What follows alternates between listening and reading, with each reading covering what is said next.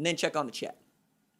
So let's pay the sponsors, like sponsors that partner with the show, pay for the show to exist.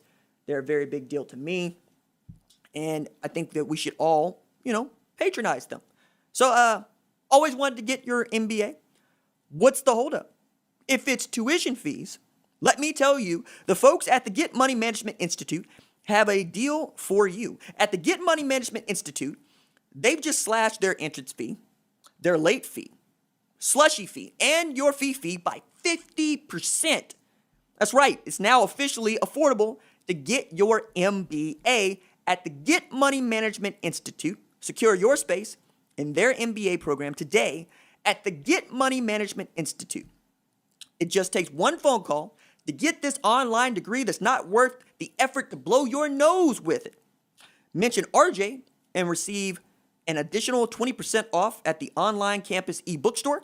Secure your future with a GMMI MBA, or as they call it, a Master Badass Diploma today. Some restrictions may apply, absolutely, positively. No refunds. Check the chat. Okay. You no longer ever need to be in this chat ever again. So, yeah. That dude can go away. Let's see. What else we got in here? Afternoon, boss. Yep, afternoon to you. I need college football in my life. I got mixed feelings about that, but I understand where you're coming from, Roderick. Matt Tucker, my brother. He's off in here having a good day. He's having a fantastic day. Pac-12 sucks anyway. Wow. Okay, Larry Ricky.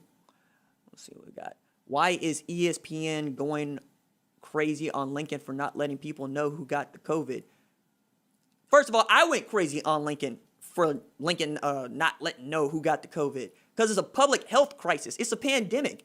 We all got a right to know if there are 15 players at Oklahoma who have tested positive because we don't want to go near them. We don't want to get sick. And more than that, if you can't keep the football players safe, you can't keep nobody safe because they're getting the best care of anybody on campus. And if you told me that you were creating a bubble and that the kids were safer on campus than they were at home and they still test positive, you suck at your job. And you lied to us. So yeah, I got feelings about Lincoln Riley not telling us who's COVID positive and who's not.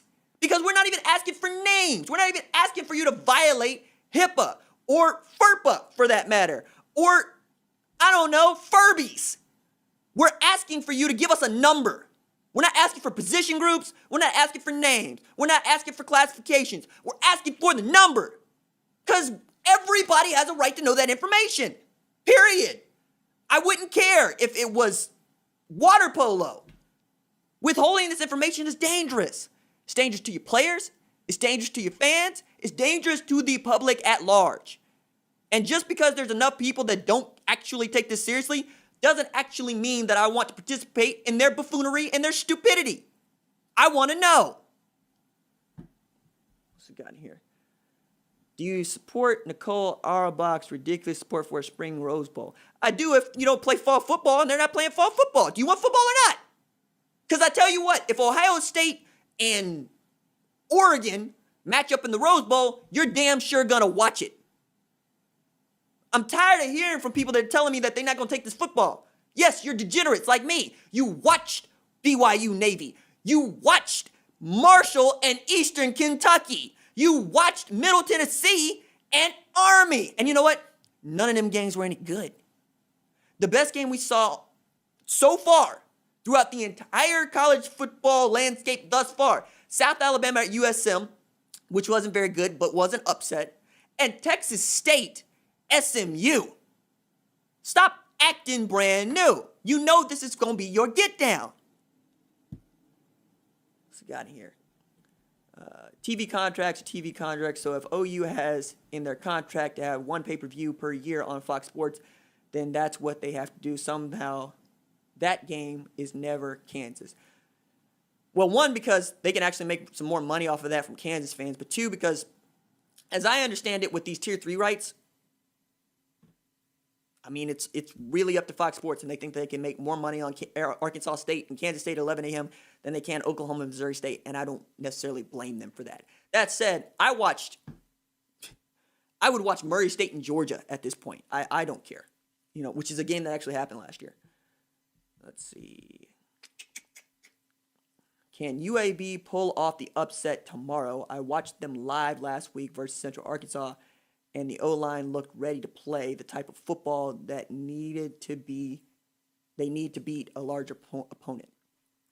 So I think the thing that you are missing here is that Central Arkansas is an FCS school, and University of Alabama Birmingham is an FBS school, which is to say that UAB has 85 scholarship players, and Central Arkansas has 65. Now, Central Arkansas was a top 15 program in the preseason rankings this year. They're supposed to be good. But again, I say FCS versus FBS. This is like asking if a two-way school like Davis in Oklahoma can beat Jinx because Jinx is having a down year and they're not actually that good. No, they can't. I don't care how skilled they are because more numbers, bigger athletes. Now, as to your question about UAB and Miami, it's a conference thing, right? The Conference USA is not as strong as the ACC. And even though Miami embarrassed itself by getting beat by a team from Ruston, Louisiana in a bowl game named after a bar, yeah, I still pick Miami. They got De'Aaron King at quarterback, dog. They're going to be able to run some wideouts out there. They still have Quincy Roach at defensive end, and he's really good. All right? Like, all that stuff matters. They also returned a bunch of transfers that weren't eligible to play last year, like Bubba Bolden, like Jalen Phillips, who was the 2017 number one player in the country. Miami also has a returning offensive line that looked green because it was last year, that now has some battle to it. I expect Miami to run roughshod over UAB. UAB can't throw the ball as well as you would like them to. The quarterback is a gunslinger. He threw almost as many interceptions as he did touchdowns last year. And again, comparing Central Arkansas to Miami is your mistake. I don't see Miami losing that game. Let's see. Got in here. Are they checking those kids' hearts for inflammation? That's been a big question mark about the virus, and I share your concern for these kids. Michael, as I understand it, what you need to be able to do that are MRIs. And MRIs and really any medical equipment that is being used is going to cost a lot of money. So it's actually cheaper for some just to not test anybody and to say we're not going to play any football, right? And in that way, test them for COVID, but taking it to the extremes of testing for inflammation, that's a lot of money, dog. It's a lot of money. Let's see. Do I have anything in here that I want to address before I get going again? I do not think so. All right. So now let's take a look. I wanted to do this NBA segment. So, a couple things about the games last night. I watched both of them. I watched Milwaukee and Miami. I watched LA and Houston. And the thing that I can't stress enough is how bad Eric Bledsoe is as a point guard for the Milwaukee Bucks. Like, all that muscle for no reason whatsoever. Like, shoulders like bowling balls. Matter of fact, you could say Eric Bledsoe is built like me. But for what?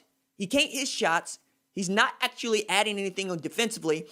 And you are letting him take threes. You are giving the he with us whenever he's at the three-point line, and you're sagging off to go help on someone else. At a time when they don't have Giannis Antetokounmpo available, and Chris Middleton proves to be not that dude. I don't buy into Chris Middleton. I wasn't buying into him after they won that game that Giannis didn't play in for the second half. Because I'm not buying into a dude that needs 23 shots to score 25 points. I'm not doing it. Add to that, they feel like they're a point guard away. They feel like if they did not have Eric Bledsoe and they had, say, Chris Paul, they would not only be in that Miami series, they might have won it. As it stands, Miami knew what everybody else knew. This is the blueprint for how to beat the Bucks. They're going to let you take those threes. You just got to knock them down. And they had, number one of the best three-point shooters in the league in Duncan Robinson. And number two, they played some of the best defense in the league, not named the Milwaukee Bucks. Add to that, the Bucks defense did not travel with them to the bubble. That's a team that gave up 101.6 points per 100 possessions that went to giving up like 115 against Miami. And then if I take a look at Bledsoe's numbers, it only underscores my point of just how bad he was in the playoffs, to say nothing of just how bad he is. So in the Raptors series last season, he had 10 points on 29% shooting and 17% from three. In the Heat series, he had 11.8 points, 33% shooting, 21% from three-point land. I am selling every last bit of Eric Bledsoe stock that I have. And if I'm trying to keep Giannis, and I'm trying to talk him into this max contract, I'm probably going to try to go up to Sam Presti and say, what do you want for Chris Paul? Because I know y'all want to get him up off your books. He's at $41 million next year and $44 million player option that he's going to pick up. He's owed $85 million over the next 2 years. And I would love to see him at OKC, but I understand if you're rebuilding, and they are, because Billy Donovan is gone, why would you want to keep Chris Paul around? Why would Chris Paul want to stay around? You have all of these draft picks. Sam Presti has always wanted to do what Danny Ainge has done, which is take all those draft picks and turn them into players. So if you could be the Boston Celtics on steroids in Oklahoma City, and you can add a young head coach to that, why not just try to ship Chris Paul to wherever Chris Paul wants to go? More to the point, if you can really go and pillage Milwaukee for their picks, all the better. Because Milwaukee has to win now. Like, Giannis has said everything but that he's going to sign the Supermax tender. And I don't think that he should. I think he should play it out. He's also said he's not going to force a trade, which I think we all appreciate him for, because we didn't like the way that went down with Anthony Davis. But if you are going to try to run it back, you can't run it back with Eric Bledsoe. I'm not going to offer a max contract to Chris Middleton at $178 million because he won one game without Giannis. And because Chris Middleton is not that guy. You also need a three. So if you could keep Middleton and Giannis and you could add Chris Paul, you have three shot makers. You have three guys that can get you a bucket. And you have an absolutely outstanding point guard in crunch time. You have what it takes to get back to the Eastern Conference semis. Do you have what it takes to win in the Eastern Conference semis? We'll see. Right? Because, it's going to be interesting what the Sixers do. Billy Donovan's up for that job. So is Ty Lue. But in regard to my Oklahoma City Thunder, I thought about this, right? Because we've been throwing names out this, and I did this on a segment last night. I know that there's a groundswell for Mo Cheeks, but I've seen Mo Cheeks as a head coach. I don't want to see Mo Cheeks as a head coach. I think he's a great number one. I don't think he's a great head coach. I've seen what Monty was able to do. That was awesome. His Phoenix Suns are going to be good.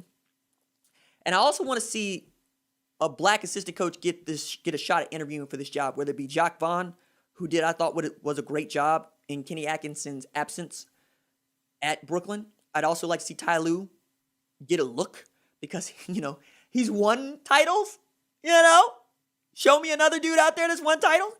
But I think the best option for this team and what they want to do, going to be very young, going to be very green, going to be building for the next couple of years, might be Becky Hammon.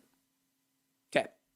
So Becky Hammon has been learning at Greg Popovich's knee and is still not the number one assistant in San Antonio. Tim Duncan assumed that role because when Popovich had to step out, it became Tim Duncan's job. Becky knows from that San Antonio Spurs organization. She's familiar with how they do things. So is Sam Presti. You could have a like-minded person who's running your day-to-day, who is a great head coach and one of the great players of all time, running your team, and you get to add some expertise in point guard because that's what is really going to have to take over for Oklahoma City to be good offensively and defensively. You're either going to have to develop Shai Gilgeous-Alexander into your leader, or you're going to have to draft one because it ain't going to be Dennis Schroeder, though I think he could be on his way out, along with Steven Adams and Andre Robertson, and just a wholesale blow up. So why not add a coach there that gets to grow with those players? Because consistency and longevity are great predictors of future success. If Becky Hammon gets to tie herself with one of these other players who are both going to be first years in this job and they get to grow older, you might be able to put together a nice run. And I think that's all you can hope for as a small market team like Oklahoma City is a nice run. All right. Let's check the chat. Let's see. Bama needs to worry about Georgia at defense and all them running backs. I don't know about that. Bama just needs to worry about staying healthy and not getting anybody to test positive. They'll win a national championship. Lake and Angel says, saw your post about the Tulsa scholarship. I'm glad to see that you're doing what you can to help students will be in dire need of financial assistance. Tulsa crew rise up. Appreciate that. We're going to talk about that a little later in the show.